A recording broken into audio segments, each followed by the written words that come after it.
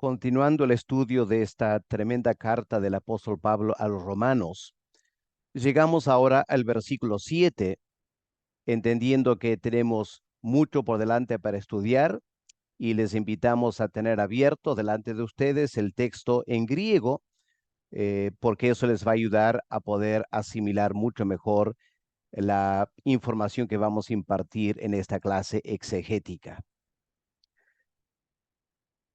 Lo primero que tenemos que notar en esta clase es que el versículo 7 es el fin de una larga oración del versículo 1 hasta el versículo 7. Si miramos el texto en griego, en Nestle Aland, veremos que el punto final viene al fin del versículo 7. ¿Qué es lo que el apóstol Pablo hace en este largo prefacio? Primero se presenta a sí mismo, versículo 1, luego presenta el Evangelio, versículo 2, luego presenta la persona de Cristo, versículos 3 y 4. Pasa a presentar su ministerio apostólico, versículos 5 y 6, y ahora en versículo 7 llega a saludar a los destinatarios, los creyentes en la ciudad de Roma. Así que en este largo prefacio, el apóstol Pablo presenta varios temas importantes que él va a desarrollar a lo largo de esta epístola. Francamente, quedamos admirados por la manera que el Espíritu Santo inspiró al apóstol Pablo a empezar esta carta a los romanos. Con eso no quiero minimizar el aspecto humano. Obviamente el apóstol Pablo brindó tiempo para pensar largamente de todo lo que él iba a escribir, incluso pensó de cómo iniciar la carta. Pero consideramos que el Espíritu Santo guió al apóstol Pablo tanto en la idea inicial de redactar esta carta y en la ejecución de la redacción, en tal manera que la carta a los romanos representa una epístola con doble autoría, humana y divina. Cuán importante es no perder de vista la doble autoría de esta carta. Eso tiene que guiarnos en el estudio y la exégesis de la carta a los romanos. Empecemos con la primera frase en versículo 7. El texto en griego dice lo siguiente: Pasin tois ousin en Rome. A todos los estando en Roma, la traducción literal. La Reina Valera lo pone de esta manera: a todos los que estáis en Roma. Empecemos meditando en esta gran iglesia que se había levantado en la capital del Imperio Romano. Notemos la primera palabra en el texto en griego, pasin. El hecho que esta palabra viene al inicio de la frase brinda mayor énfasis a la palabra. A todos. Notemos entonces que esta carta, aunque es profundamente teológica y compleja, no es una carta dirigida exclusivamente a pastores y líderes de la congregación, ni siquiera solo a las personas que Pablo menciona en los saludos personales al fin de la carta, el capítulo 16.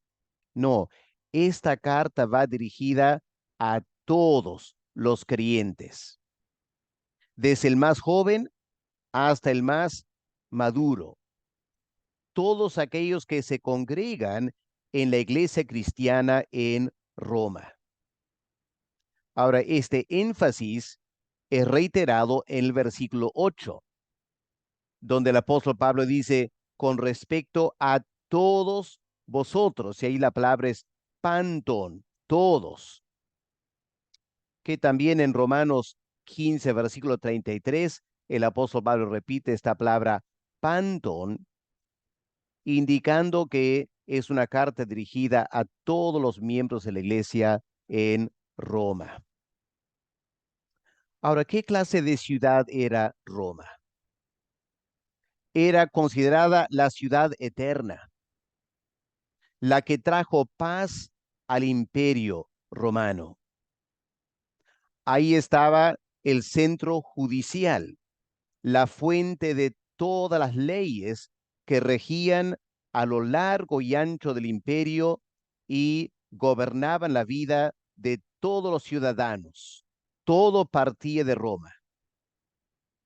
Roma era el centro de la civilización, era la meta de los peregrinajes de poetas, oradores, artistas. Todos querían llegar a Roma, era su gran meta para hacerse conocido en la capital del imperio. Al mismo tiempo, Roma era la cuna de toda clase de culto idolátrico. Ahí estaban los templos a todos los grandes dioses del imperio romano y también el culto al mismo emperador. Y hermanos, qué impresionante que en semejante ciudad, a pocos años del día de Pentecostés, ya había una iglesia creciente en la capital del imperio. Ahora, noten cómo el apóstol Pablo describe a los creyentes y los miembros de la iglesia en Roma. Agapetois, Theu, Kletois, Hagiois.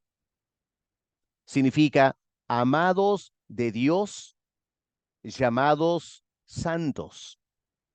La Reina Valera traduce amados de Dios, llamados a ser santos. Aquí tenemos dos cláusulas fundamentales. Estas dos cláusulas indican que esta carta no va dirigida a toda la población en Roma. No, el apóstol Pablo está escribiendo a los cristianos en Roma. A esas personas a quienes él puede describir de esta manera: amados de Dios. Por un lado, Dios amaba a toda la gente en Roma, pero en esa gran metrópolis había un grupo de personas que eran amados en una forma muy particular que vamos a notar en un momento. Además, este grupo de cristianos eran llamados santos. Ahora, desde el inicio, noten este detalle importante.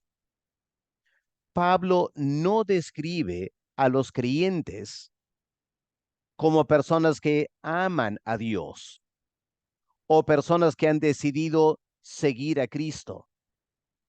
Esas dos cosas obviamente son ciertas, pero no es lo que Pablo, guiado por el Espíritu Santo, escoge resaltar. Él los describe sobre la base de lo que Dios ha hecho. Dios los ha amado y Dios los ha llamado a la salvación y a la santidad. ¿Por qué lo hace el apóstol Pablo? Porque lo que él quiere recalcar en la mente y el corazón de los lectores es el tremendo privilegio de su condición como cristianos. Entenderán que en una ciudad como Roma, los creyentes quizás no eran exactamente bien vistos. Muchos de los creyentes eran de las estratas más pobres de Roma. Y en una ciudad tan culta, el centro del poder imperial, francamente la iglesia cristiana casi pasaba por desapercibida y menospreciada en muchos sectores. Pero Pablo describe a esos creyentes con estos dos grandes privilegios: que nadie más en Roma tenía, solo ellos, amados de Dios y llamados a la santidad. Ahora, indudablemente, en la iglesia en Roma había creyentes carnales, como en cualquier congregación, y también creyentes desobedientes al Señor. Podemos afirmar eso no solo por el sentido común, sino por lo que el apóstol Pablo escribe en la segunda parte de la carta, empezando en capítulo 12. Por ejemplo, miren el versículo 3. Digo pues por la gracia que me es dada a cada cual que esté entre vosotros, que no tengan más alto concepto de sí que el que debe tener. Queda entender eso, que habían algunos en la iglesia que se creían superior a los demás. O versículo 9, el amor sea sin fingimiento. ¿Por qué Pablo escribe eso? Porque él sabía que entre los creyentes en Roma habían algunos que fingían amar, pero que no era del todo sincero. O vamos al capítulo 13, versículo 11 en adelante. Y esto conociendo el tiempo, que ya es hora de levantarnos del sueño. Así que había algunos creyentes medio somnolientos espiritualmente en Roma, porque ahora está más cerca de nosotros nuestra salvación que cuando creímos. La noche está avanzada, se acerca el día.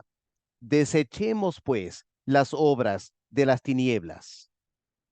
Aquí está el realismo del apóstol Pablo. A pesar de los grandes privilegios otorgados por Dios a estos creyentes, habían algunos que todavía andaban en obras de las tinieblas. Versículo 13, Pablo dice, andemos como de día, honestamente, no en glotonerías y borracheras, no en lujurias y lascivias, no en contiendas y envidia. Y hermanos, si nos preguntamos, ¿por qué el apóstol Pablo escribe todo eso? Debe ser porque él sabía que había algo de eso todavía en los creyentes en Roma, seguramente los creyentes nuevos. Así que no hay que idealizar esta iglesia. Aunque Pablo llama a la iglesia amados de Dios y llamados santos, en realidad había ciertas deficiencias en la iglesia. Lo que el apóstol Pablo está haciendo aquí en este prefacio es resaltar no lo que ellos son en su condición humana, sino lo que llegaron a ser por la gracia de Dios, amados, santos. Noten que estas dos características abarcan casi toda la vida cristiana. La primera característica, amados de Dios, nos lleva al mismo corazón de Dios. Estos creyentes, personas sencillas en Roma, estaban en el mismo corazón de Dios y en su mente. La segunda característica, llamados santos, abarca casi todas las áreas de nuestra relación con Dios. La santidad en nuestra vida, en nuestro pensamiento, abarca toda nuestra relación con Dios.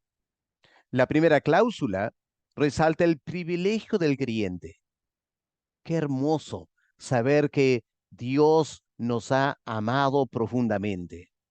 La segunda cláusula resalta la responsabilidad que viene con ese privilegio, llamados a ser santos. Empecemos analizando esta primera frase, amados de Dios. La palabra en griego es agapetos, es un adjetivo. En el Nuevo Testamento mayormente se usa para describir el amor entre cristianos, no el amor de Dios para con los cristianos, como en este caso. Si miramos en Romanos 12, el versículo 19 tenemos un ejemplo de este adjetivo aplicándose al amor entre creyentes. Romanos 12, versículo 19. No os venguéis vosotros mismos, amados míos, agapetos, amados míos.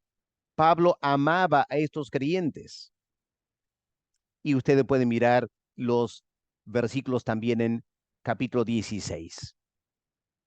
Ahora, en otros pasajes, cuando Pablo quiere describir el amor de Dios para con el creyente, mayormente Pablo usa el participio perfecto en la voz pasiva del verbo agapao, amar, con ese amor ágape. La voz pasiva indica ser amados. El perfecto es hemos sido amados.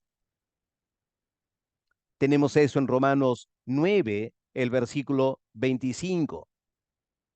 Como también en Oseas dice, llamaré pueblo mío al que no era mi pueblo, y a la no amada, amada. Esa palabra amada es el participio perfecto en la voz pasiva de agapao. Y pueden mirar ahí los otros versículos donde tenemos esta misma formación gramatical. Sin embargo, aquí en Romanos 1, versículo 7, Pablo usa el adjetivo, pero ese adjetivo, agapetos, tiene el mismo sentido que el uso del verbo agapao en voz pasiva en el participio perfecto. Pensemos un poco más en este amor de Dios. ¿Cuándo empezó Dios a amar a los creyentes en Roma?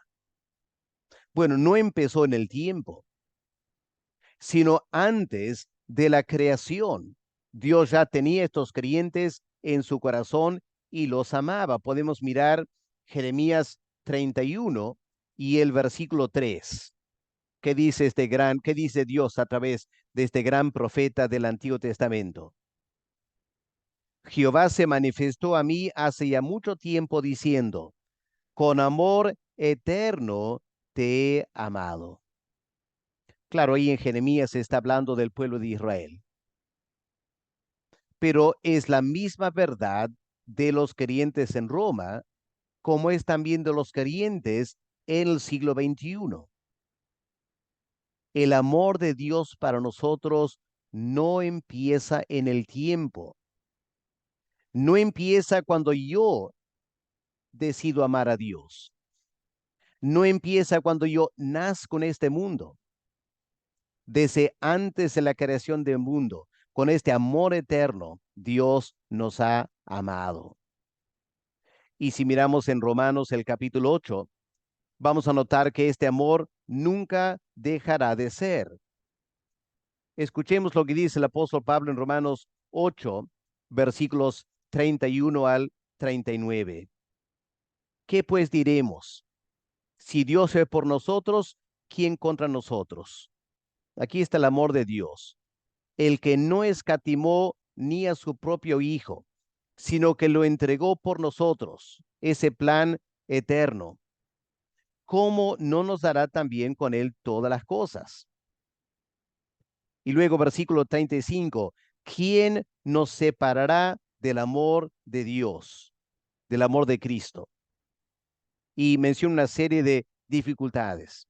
Y el apóstol Pablo dice, no, en todas estas cosas, nada nos podrá separar del amor de Dios en Cristo Jesús. Versículo 39. Así que Pablo empieza esta carta animando a los creyentes, enfatizando el amor eterno que Dios tiene para con ellos.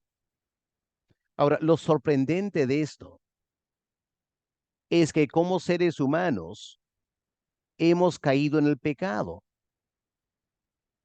y el pecado nos coloca en la categoría de enemigos de Dios, como Pablo lo expresa en Romanos 5, versículo 10.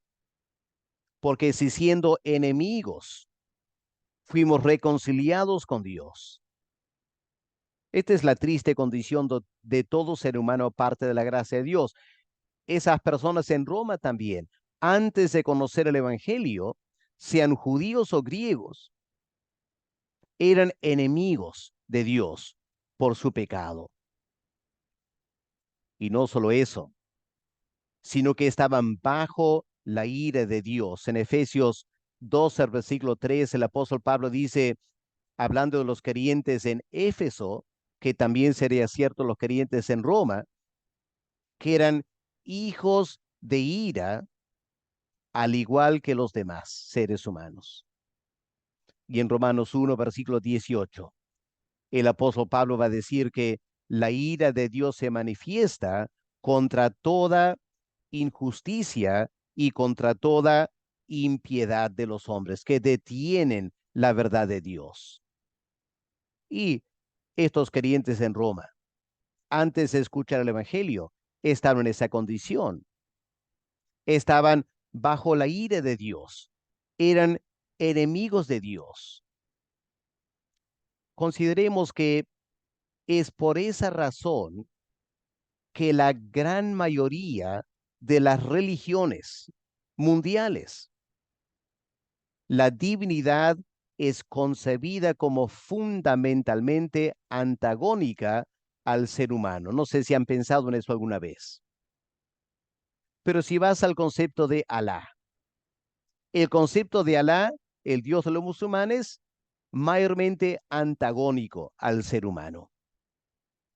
Si vamos a los dioses de la India o vamos a los dioses de la zona andina o amazónica, casi siempre esos dioses son presentados como antagónicos al ser humano. No aman al ser humano, odian al ser humano, se resienten contra el ser humano. Ese es el concepto que las religiones universalmente tienen. Y la pregunta es, ¿por qué? ¿Por qué hay este concepto negativo de Dios? Ah, dice el apóstol Pablo, porque todos nosotros por naturaleza somos enemigos de Dios en nuestra mente. Y era igual en la cultura griega. Si analizamos los dioses griegos, eran malévolos, Zeus, Marte, etcétera. Eran sensuales, eran carnales, conflictivos. Esos dioses que abundaban en Roma, no les interesaba la raza humana, aparte de querer sacar algún provecho de ellos.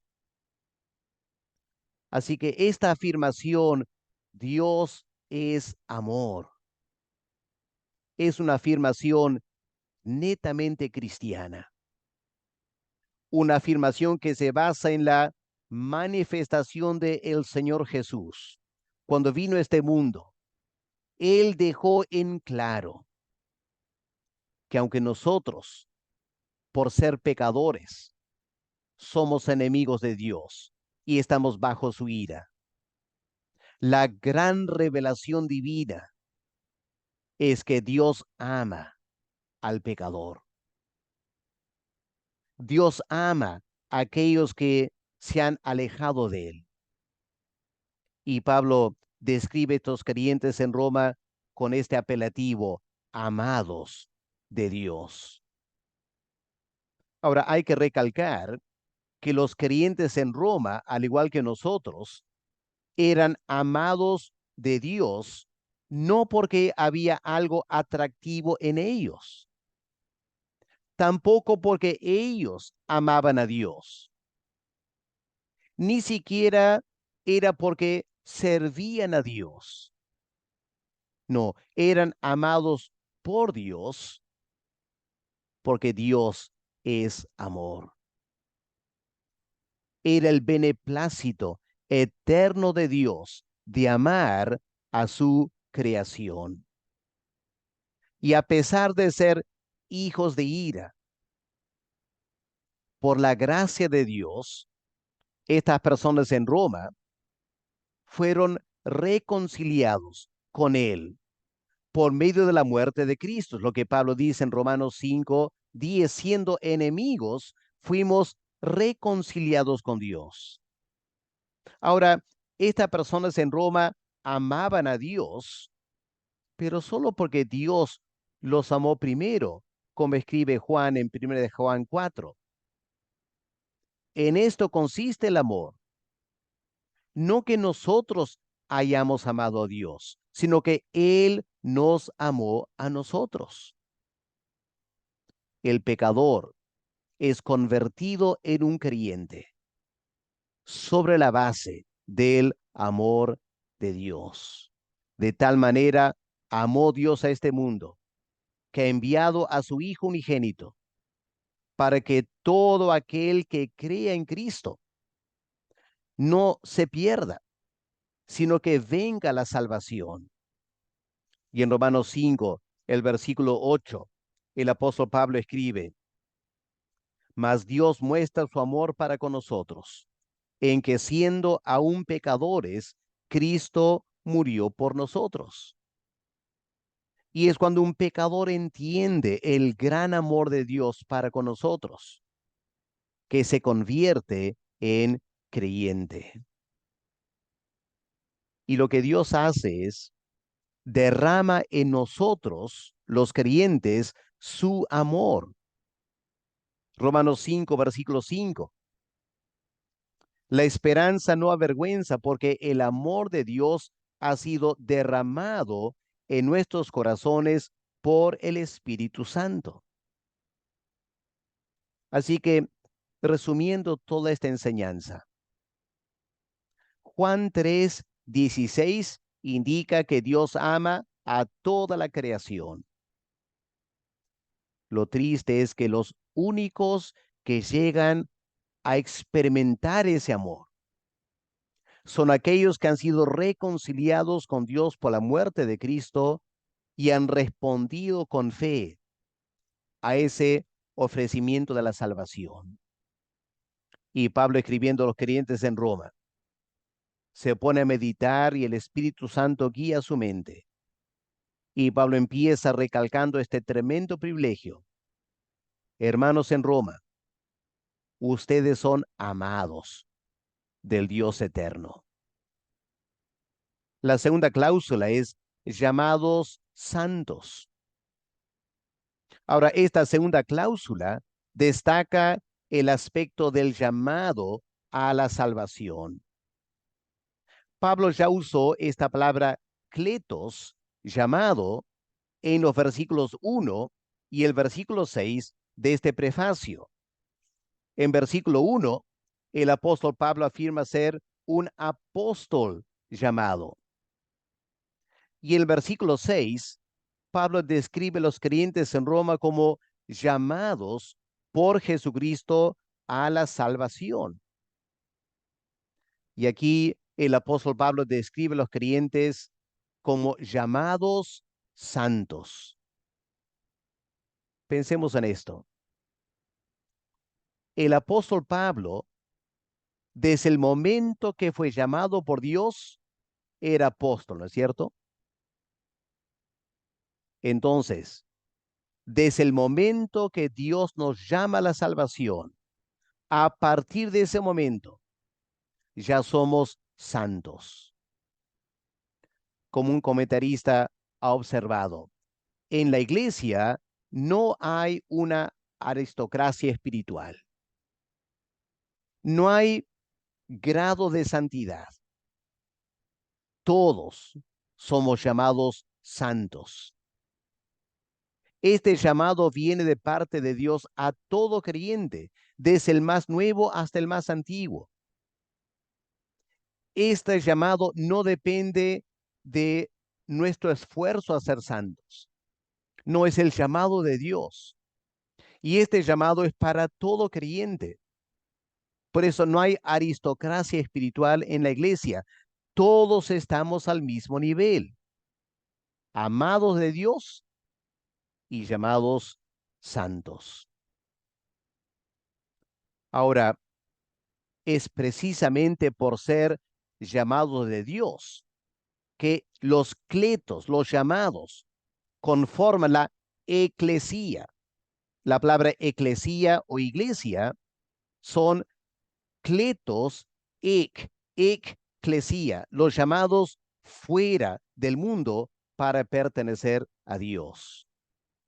Ahora noten que en Romanos 1, versículo 7, en todo el prefacio, el apóstol Pablo no usa la palabra eclesía, pero sí la tenemos en 1 Corintios 1, el versículo 2. El apóstol Pablo dice, a la iglesia de Dios que está en Corinto, a los santificados en Cristo Jesús, llamados a ser santos. Así que, aunque la palabra eclesía no aparezca en Romanos 1, del 1 al 7, claramente este es el nombre apropiado para esos creyentes, por haber sido llamados por Dios a la santidad, conforman la eclesía. Ahora, en este versículo, Romanos 1:7, Pablo relaciona el llamado de Dios con la santidad, hagioi, santos. Como observa Hendrickson, el comentarista, eran santos por haber sido llamados. No como traduce la Reina Valera y muchas versiones en español, llamados a ser santos. Claramente eso es cierto, pero no es lo que Pablo escribe aquí. Pablo no escribe llamados a ser santos, Pablo dice llamados santos. Como dice el comentarista F. Bruce, eran santos por vocación divina. Todos ellos en Roma, desde el creyente más nuevo, que estaba luchando todavía con muchas cosas de la carne y del mundo, eran santos no por su esfuerzo personal a cambiar su forma de vida, no, eran santos por el llamado de Dios, por vocación divina. Y pensemos en esto también. Si miramos 1 Corintios, capítulo 1, versículos 26 al 29, el apóstol Pablo indica que Dios ha llamado a la salvación, Dios llama santos de las estratas más humildes de la sociedad. Así que los creyentes en Roma no eran mayormente grandes personas. Muchos de ellos eran esclavos. Muchos eran trabajadores artesanales. La gran mayoría quizás analfabetos, gente que vivía en casas muy pobres. Sin embargo, por este llamado divino, eran santos del Altísimo, como leemos en Daniel, el capítulo 7. Es más, si miramos un momento el libro de Daniel, el capítulo 7, vamos a notar algo muy interesante acerca de estos santos del Altísimo, que en alguna manera los creyentes en Roma tenían que aprender para animarse, al igual que nosotros. Miren lo que Daniel 7, versículo 18 dice. Después el anticristo y toda la persecución de los últimos tiempos, dice, después recibirán el reino los santos del Altísimo.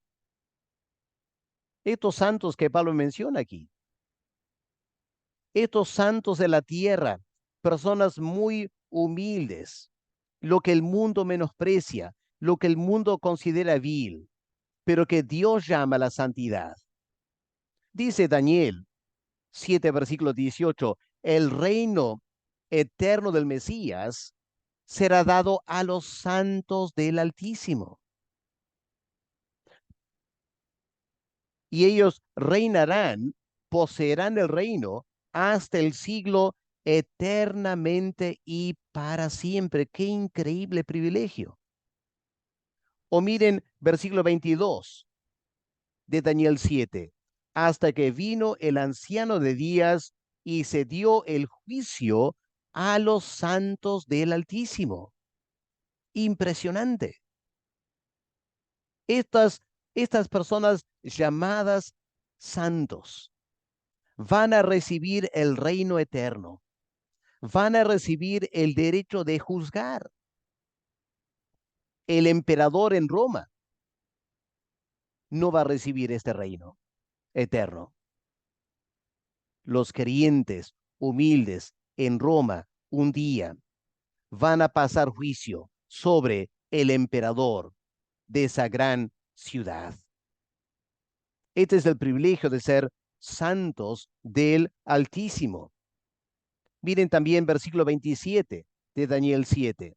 El reino, el dominio y la majestad de los reinos debajo de todo el cielo sea dado al pueblo de los santos del Altísimo.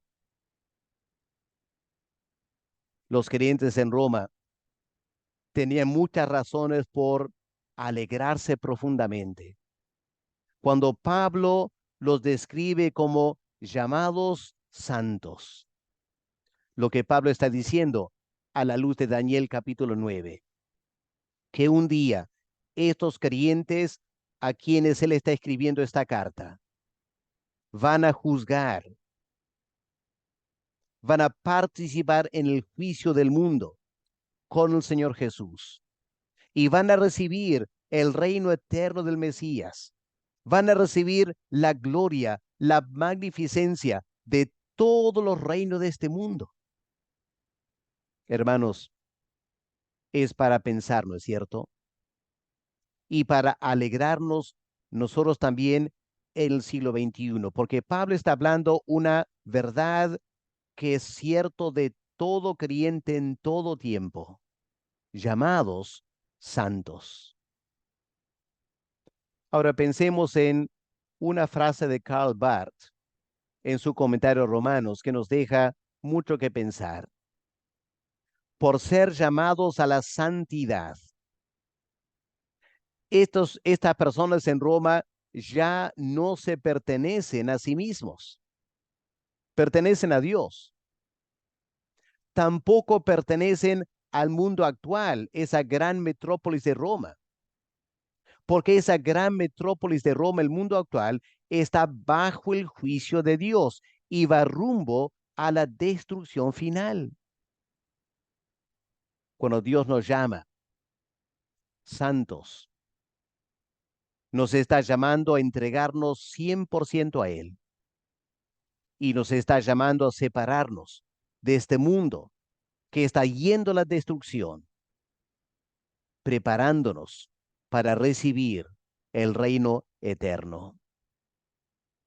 Observen lo que dice Juan Calvino.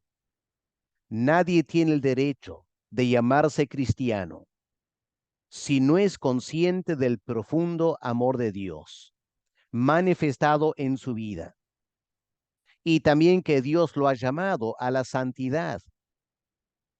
¿Qué está diciendo Juan Calvino aquí?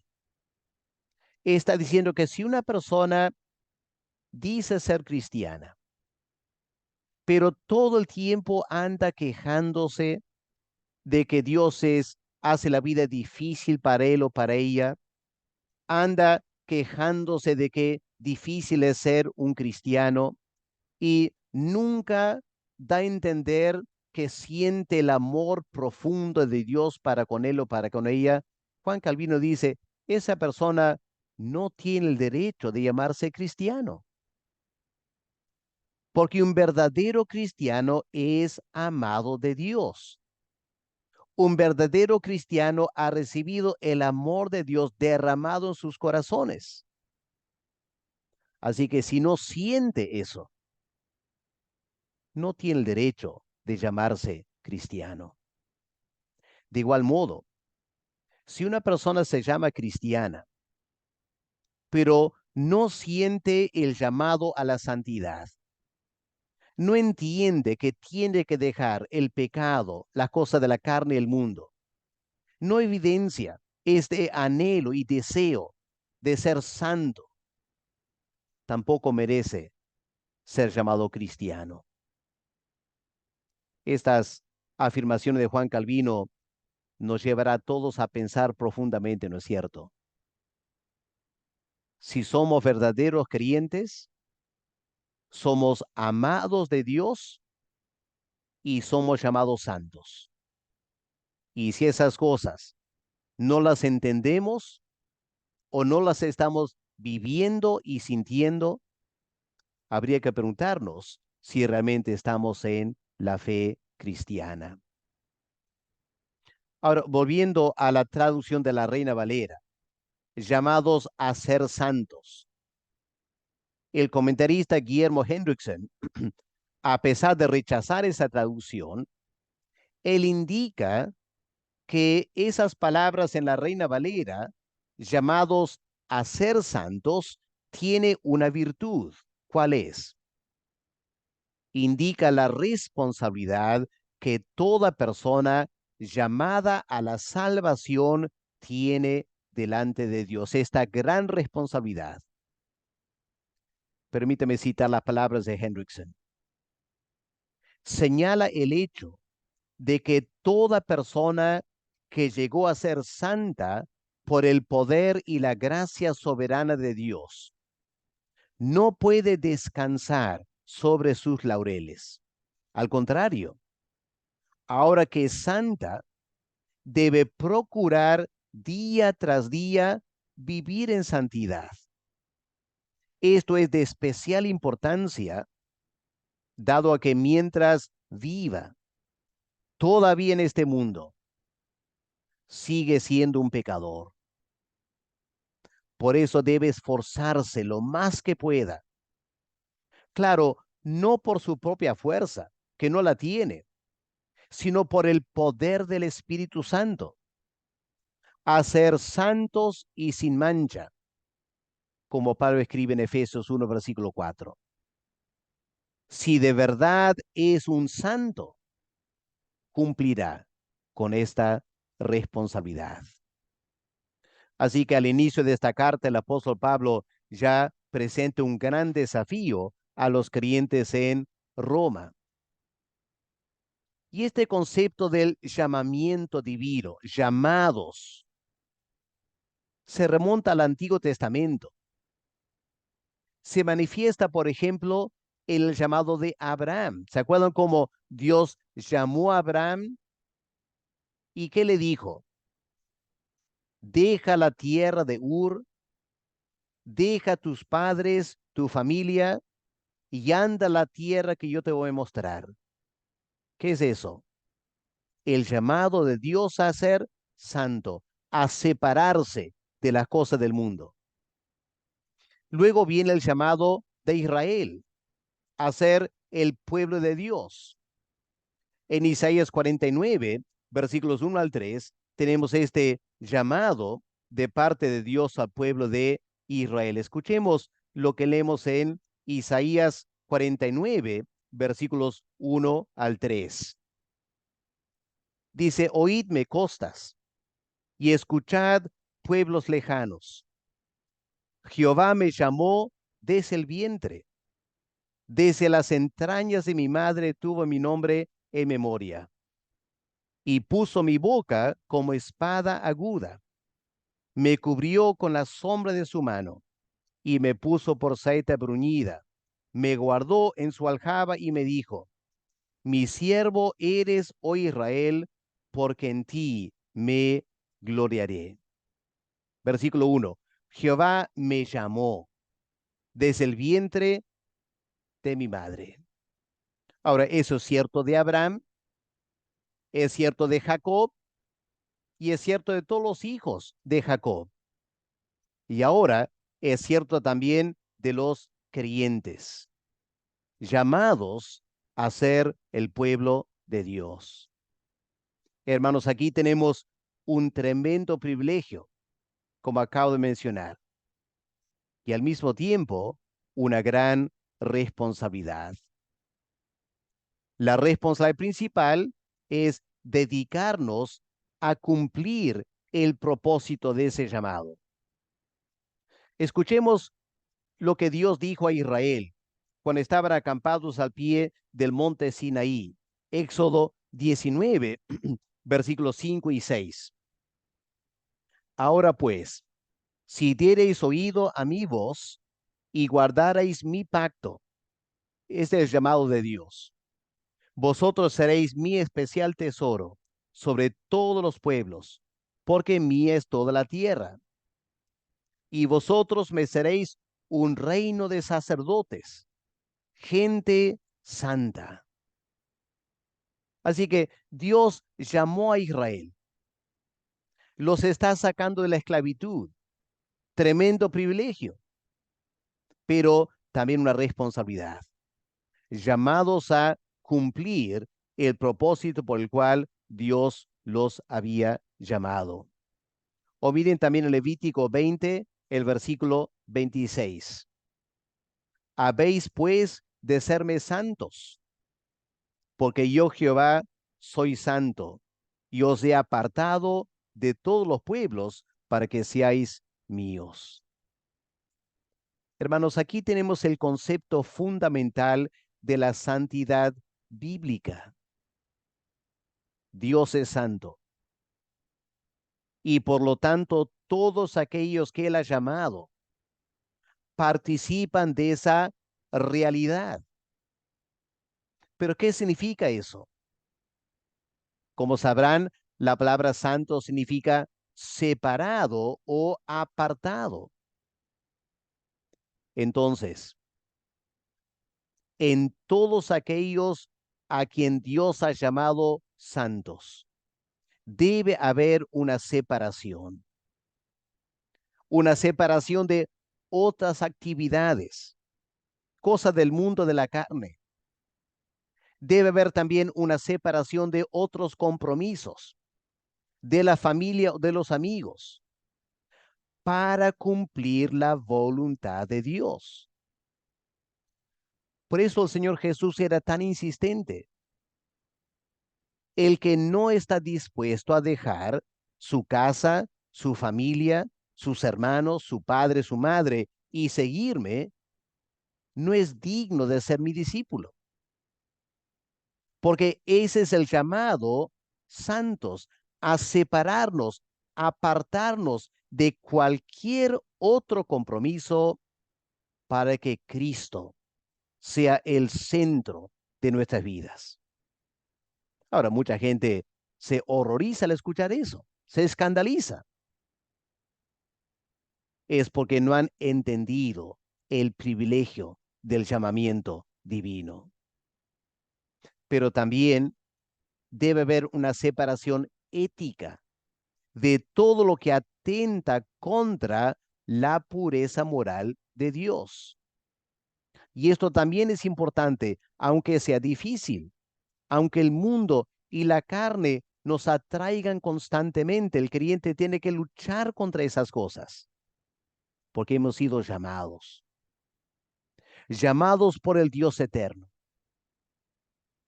Eso nos hace santos. Un día vamos a heredar el reino eterno del Mesías. Vamos a juzgar todo el mundo con el Mesías. Obviamente, tenemos que separarnos de las cosas de este mundo y comprometernos 100% con el Señor Jesús. Y aquí el inicio de esta carta. El apóstol Pablo ya está sembrando estas ideas que más adelante en capítulo 12 Pablo va a desarrollar este compromiso con la santidad. Otro gran comentarista, Cranfield, observa lo siguiente. La santidad de Israel se deriva de la elección de Dios, la elección por gracia, e implica la obligación por parte de la nación de Israel de ser santos y de hacer la santidad. Todo lo que concuerde con el carácter de Dios, obedeciendo su ley. Ahora, el uso que Pablo hace de la palabra hagios se debe entender a la luz de todo este contexto del Antiguo Testamento. Pero, si pensamos un momento, nos daremos cuenta que hay una gran diferencia. En el Antiguo Testamento, este llamado era para Israel. Los únicos santos eran judíos. Ahora, ese llamado a la santidad se extiende también a los gentiles.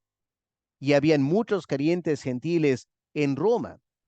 Y Pablo aplica este concepto veterotestamentario aplicable a los judíos y lo aplica ahora a los creyentes gentiles. Por eso el apóstol Pedro en 1 Pedro 2, versículo 9, escuchen cómo él describe a la iglesia de Cristo compuesto por judíos y gentiles. Mas vosotros sois linaje escogido, real, sacerdocio, nación santa. ¿Y por qué nación santa?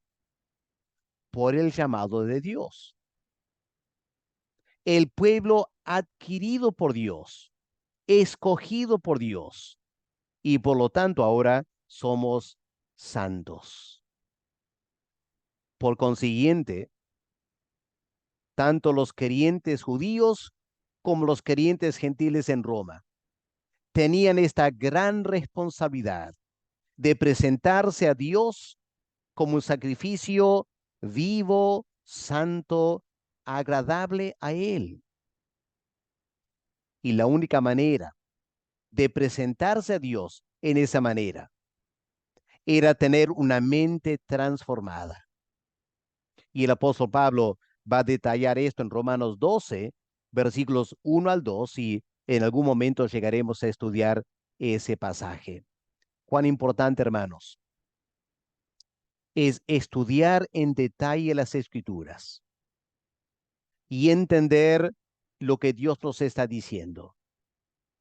Tenemos este gran privilegio de ser amados de Dios, a pesar de ser enemigos, hijos de ira. El eterno Dios nos ha amado y nos ha llamado a la salvación. Ese llamamiento nos hace santos. Él exige que nos separemos de todas las otras cosas y nos dediquemos a Él y a su reino. Esa es la esencia de la vida cristiana. Así que aquí tenemos estas tres palabras: amados, llamados, santos. Y el apóstol Pablo, a propósito, emplea estos tres términos que en el Antiguo Testamento se aplicaban exclusivamente a Israel. Y en esta carta, Pablo las aplica a cristianos, muchos de ellos gentiles, señalando que todos ellos eran herederos de las promesas del Antiguo Testamento y ahora integrantes de un nuevo pacto. Israel era una nación llamada a ser santos porque eran parte del antiguo pacto. La iglesia, los integrantes de la iglesia, son llamados santos porque somos parte de un nuevo pacto. Y estos creyentes gentiles en Roma tenían que entender que habían sido llamados por Dios y separados de todos aquellos cultos paganos en los que antes participaban. Y en lo que concierne a los judíos creyentes, ellos fueron llamados por Dios y separados de todo el ritualismo y el legalismo del judaísmo en el primer siglo, representado por los fariseos. Llamados santos. Ahora pasemos al saludo que el apóstol Pablo extiende a estos creyentes. Haris, Humin, Kai e Irene. Gracia a ustedes y paz.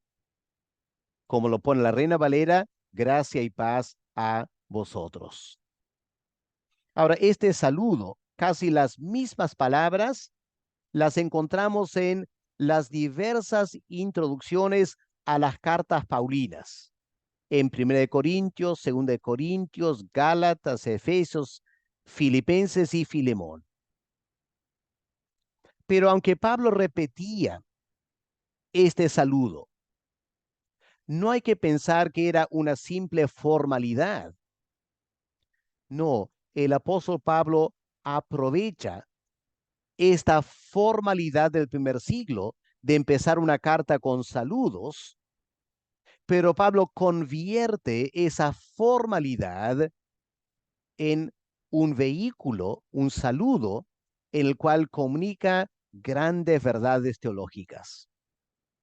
John Stott resalta la importancia de estas dos palabras, gracia, paz. Él dice, la gracia destaca el carácter gratuito de la justificación, que va a ser uno de los temas doctrinales muy importantes en esta carta. Gracia, el carácter gratuito de la justificación que Dios ofrece a sus enemigos, los pecadores, los hijos de ira. Por eso es gracia. La palabra paz destaca la reconciliación, tanto de judíos como de gentiles, en el cuerpo de Cristo. Una reconciliación con Dios que trae la paz entre ellos y Dios, una paz vertical, y también una reconciliación entre judíos y gentiles, una paz horizontal. Y esto es lo que Pablo anhela para los creyentes en Roma. Ahora, noten esta palabra charis, gracia. Normalmente, en una carta escrita en griego en el primer siglo, la palabra que se usaría sería chairein. Lo tenemos en Hechos 15 y el versículo 23. Si miramos un momento, esta carta de la iglesia en Jerusalén a las iglesias en otras partes del mundo de ese tiempo, miren lo que leemos en el versículo 23, que dice: escribir por conducto a ellos, los apóstoles y los ancianos y los hermanos, a los hermanos de entre los gentiles que están en Antioquía, en Siria y en Cilicia. Salud. Ahí la palabra salud es la traducción de este verbo infinitivo, hairein.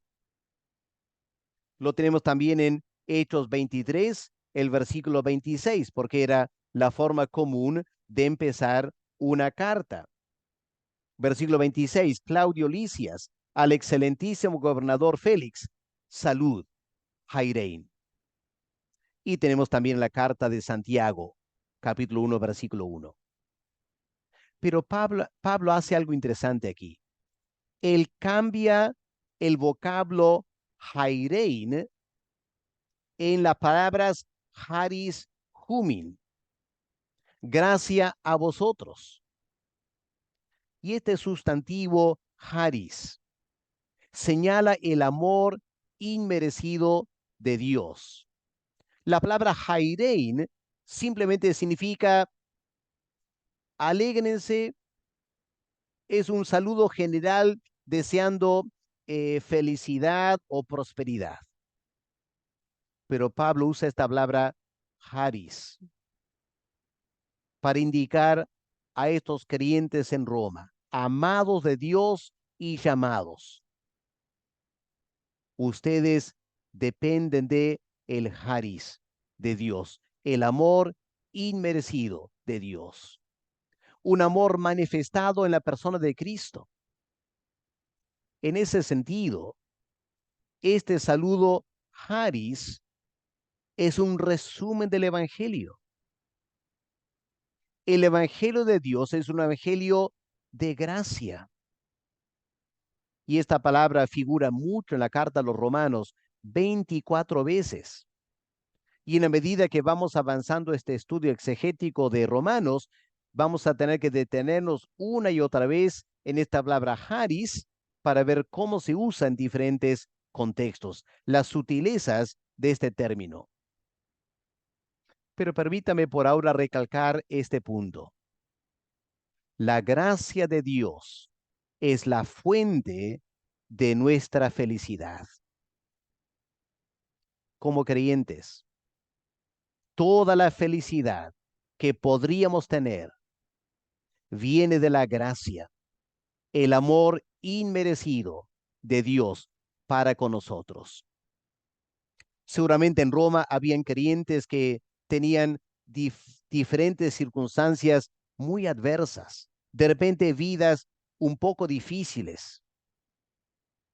Pero Pablo dice, ustedes pueden disfrutar como creyentes gran felicidad. Y esa felicidad viene de la gracia de Dios. Es por la gracia de Dios que recibimos todo lo que necesitamos para esta vida: el alimento, la ropa, la vivienda, el aire que respiramos. Y también es por la gracia de Dios que recibimos todo lo que es necesario para la vida eterna.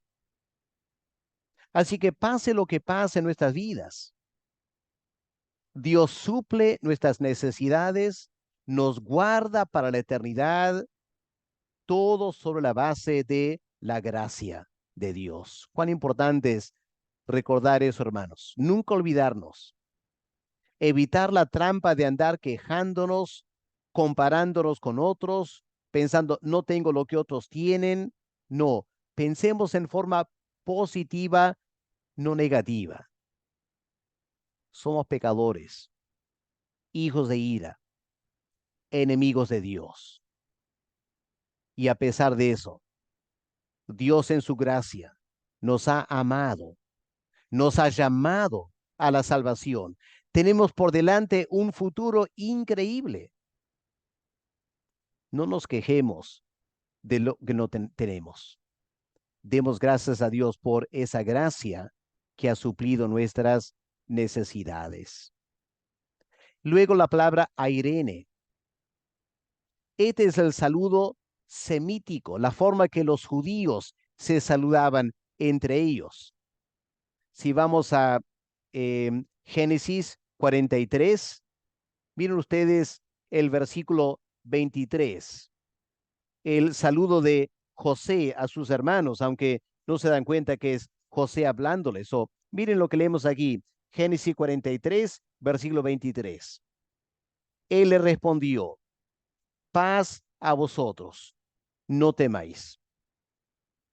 Paz a vosotros, es el oficial, ¿no es cierto? El oficial de Potifar, no tanto José mismo, o el oficial del faraón. Pero a donde voy es que en ese contexto semítico del Antiguo Testamento, la palabra de saludo era paz, que en griego es el término airene. Ahora, esta palabra es más que simplemente la ausencia de guerra o de pleito. Es una palabra bastante positiva, paz. Resume las bendiciones que trae el Evangelio. En hebreo, shalom, una palabra repleta de pensamientos positivos.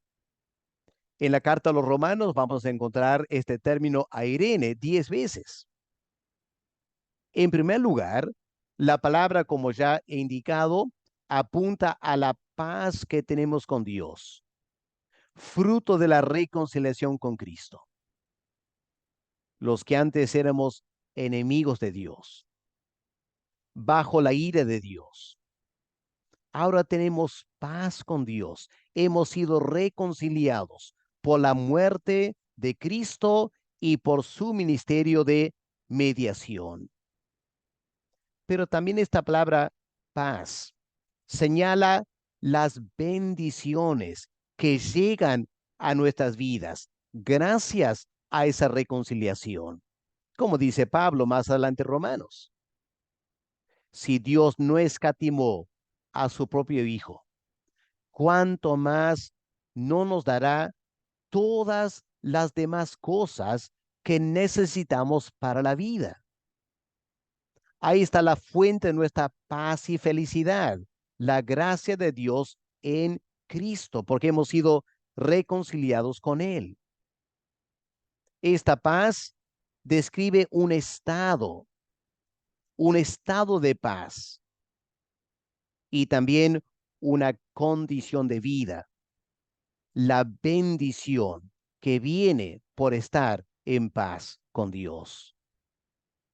En Juan 14, versículo 27, el Señor Jesús dijo a los apóstoles, mi paz os doy, indicando que esta paz viene de parte de Cristo. Es un regalo a la iglesia por su muerte y resurrección. Al mismo tiempo, esta paz es algo tan profundo, abarca tantas cosas que el apóstol Pablo, escribiendo a los Filipenses en capítulo 4, versículo 7, dice, esta paz sobrepasa cualquier entendimiento. Es tan grande, es tan profunda, es tan repleta que francamente no llegamos a entender todo lo que la paz de Dios nos trae en nuestra vida personal, aquí en la tierra y en la eternidad. Aquí está el saludo apostólico a la iglesia en Roma, gracia y paz. Ahora Pablo termina indicando la fuente de esa gracia y paz. ¿De dónde vienen estas grandes bendiciones? Bueno, escribe Pablo, apo theu patros hemon kai kuriou Jesu Christu, de Dios, Padre nuestro, y Señor Jesús Cristo. Reina Valera, de Dios nuestro Padre y del Señor Jesucristo. Estas palabras indican la fuente de estas dos grandes bendiciones, gracia y paz, lo que Pablo desea para los creyentes en Roma. Ahora noten, Pablo está expresando un deseo, pero un deseo apostólico. Es una oración, ¿no es cierto? Es una oración dirigida a Dios el Padre. Lo que Pablo está diciendo en otras palabras es, mi ruego a Dios el Padre es que les conceda gracia y paz. Y esta oración va dirigida a Dios el Padre y al Señor Jesucristo. Ahora noten algo interesante aquí en el texto en griego. Pablo no trata de distinguir entre la fuente divina, que es Dios el Padre, la fuente de estas bendiciones, y el medio a través de quien vienen estas bendiciones, que es el Señor Jesucristo. Ahora, el apóstol Pablo lo hace en forma implícita en el versículo 5. Si miramos Romanos 1, el versículo 5, ¿qué dice el apóstol Pablo? Bueno, versículo 4. Fue declarado Hijo de Dios con poder según el Espíritu de Santidad por la resurrección de entre los muertos, por quien recibimos la gracia y el apostolado. Así que la gracia y el apostolado para Pablo vinieron de Dios el Padre. Pero Pablo dice en versículo 5 que el intermediario para que Pablo reciba esa gracia y ese apostolado era el Señor Jesús. Si miramos en 1 Corintios 8, el versículo 6, notamos esta distinción teológica. Miren 1 Corintios 8 y el versículo 6, que dice, para vosotros, sin embargo, solo hay un Dios, el Padre, del cual proceden todas las cosas. Ahí está la fuente, ¿no es cierto? La fuente, Dios el Padre. De él proceden todas las cosas. Y nosotros somos de él. Y luego Pablo añade, y un Señor Jesucristo, por medio del cual, la preposición día en griego, por medio del cual son todas las cosas. Así que el apóstol Pablo frecuentemente distingue entre la fuente de todas las cosas, Dios el Padre, y el intermediario, que es el Señor Jesucristo, el mediador. Pero aquí en Romanos 1, el apóstol Pablo no hace esa distinción. Simplemente dice, yo anhelo para ustedes gracia y paz, y esa gracia y esa paz vienen de Dios el Padre y del Señor Jesucristo. Y Pablo no hace distinción alguna. ¿Por qué no? En un sentido no era necesario, porque ya lo hizo implícitamente en versículo 5. Pero quizá lo que el apóstol Pablo está queriendo aclarar aquí o resaltar es la divinidad del Señor Jesús. Porque al conectar Cristo con Dios el Padre, sin hacer ninguna explicación o aclaración o cambiar la preposición usando día, Pablo está apuntando a la divinidad del Señor, aunque Pablo no lo afirma explícitamente. Piensa, hermanos, en esto. El apóstol Pablo jamás relacionaría a Dios el Padre con un ser humano, con alguien que él considera un simple ser humano. Pablo no sería capaz de decir gracia y paz de Dios el Padre y el apóstol Pedro.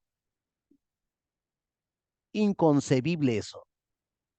Dios es divino, Pedro es humano. Pero Pablo aquí dice de Dios el Padre y de el Señor Jesucristo, dando a entender implícitamente que Jesucristo es divino y tiene la misma naturaleza que Dios el Padre. Y hermanos, esta es una característica de la cristología del Nuevo Testamento. En siglos posteriores, los teólogos y pensadores cristianos desarrollaron una cristología muy compleja, muy específica. Pero en el Nuevo Testamento, la cristología es muy sutil. No hay grandes afirmaciones, Jesús es Dios. Hay que buscar estas indicaciones implícitas que dan a entender en una forma muy sutil que efectivamente Jesús es Dios al mismo nivel que Dios el Padre. Esta es la cristología del Nuevo Testamento. ¿Por qué? Porque francamente es la manera que la iglesia primitiva llegó a creer que Jesús era divino. Llegó a creer que Jesús era divino porque poco a poco se dieron cuenta, él, a pesar de ser humano, hacía cosas, decía cosas que eran solo dignas de Dios. Y poco a poco fueron entendiendo la divinidad del Señor Jesús. Claramente estas palabras de Dios, nuestro Padre y el Señor Jesucristo ya nos invitan también a pensar en la necesidad de articular un concepto de la Trinidad, elaborar una doctrina trinitaria. Aunque el Nuevo Testamento no lo hace explícitamente, ya tenemos estos indicios que al final llevaron a la iglesia a desarrollar la doctrina de la Trinidad. Noten que Pablo dice aquí de Dios nuestro Padre. Cuando Pablo dice que Dios es nuestro Padre, escribiendo a creyentes, es porque Dios es el que nos engendró por el Espíritu Santo. Y también Dios el Padre nos adoptó a ser sus hijos. Por eso Pablo puede decir nuestro Padre. Cuando habla de Cristo, noten que Pablo no dice nuestro Señor Jesucristo. Pablo dice y el Señor Jesucristo. Ahora, Cristo es Señor por la exaltación de Dios el Padre, como leemos en Filipenses, capítulo 2, versículo 9 al 11.